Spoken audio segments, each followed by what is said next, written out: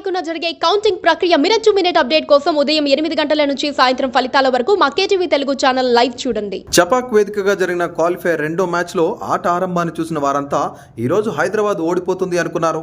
అయితే ఎస్ఆర్హెచ్ బ్యాటర్లు తడబడిన నిన్న జరిగిన మ్యాచ్లో హైదరాబాద్ స్పిన్నర్లు మాత్రం ముఖ్యంగా షాబాజ్ అహ్మద్, అభిషేక్ శర్మలు అద్భుతంగా బౌలింగ్ చేసి రాజస్థాన్ బ్యాటర్లను కట్టడి చేయడమే కాకుండా జట్టు విజయంలో కీలక పాత్ర పోషించారు.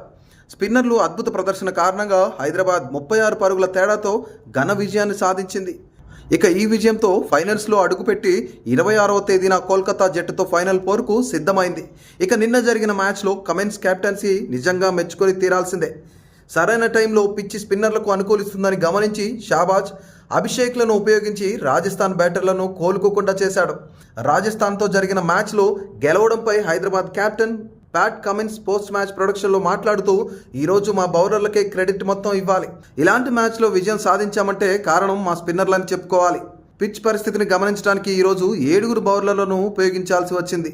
పిచ్ స్పిన్నర్లకు అనుకూలించిందని గమనించి షాబాజ్, అభిషేక్లతో వరుస ఓవర్లు వేయించడం జరిగింది. ఆ ప్లాన్ బాగా వర్కౌట్ అయింది. రాజస్థాన్ బౌలర్లు కూడా మమ్మల్ని బాగా కట్టడి చేశారు. అయితే మా బౌలర్లు అంతకు మించిన ప్రదర్శన చేశారు.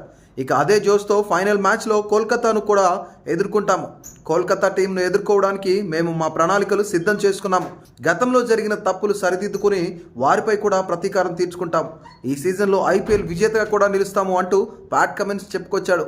ఇక గ్లెన్ ఫిలిప్స్ కోసం చెప్తూ జట్టు అవసరాలను బట్టి టీంను ఎంపిక చేయడం జరుగుతుందని, అవకాశాన్ని బట్టి ఆటగాళ్లను ఎలాంటి సమయంలో ఉపయోగించాలో మ్యాచ్ను బట్టి ఉంటుందని ఆయన తెలిపారు.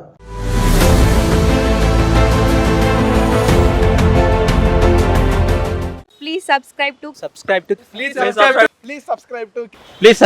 KTV Telugu. KTV Telugu. KTV Telugu. KTV Telugu channel.